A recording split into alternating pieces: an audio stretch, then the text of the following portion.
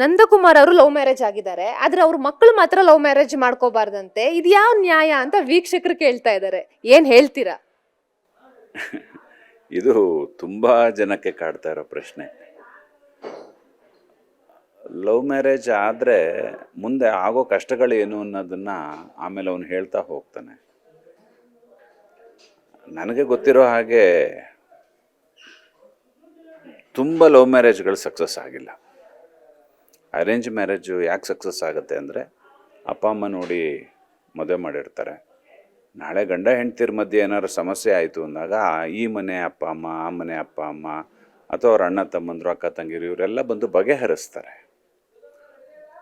ನಾವು ಇನ್ನು ಪಾಶ್ಚಿಮಾತ್ಯ ಸಂಸ್ಕೃತಿಗೆ ಒಕ್ಕೊಂಡಿಲ್ಲ. ನಾವು ಲವ್ ಮಾಡಿ ಮದುವೆ ಆದರೆ ಅಂದರೆ ಇಲ್ಲಿ ನಮ್ಮಲ್ಲಿ ಸಮಸ್ಯೆ ಏನು ಅಂತಂದರೆ, ನಮ್ಮ ದೇಶದಲ್ಲಿ ಧರ್ಮ ಬೇರೆ ಇದೆ, ಜಾತಿ ಬೇರೆ ಇದೆ,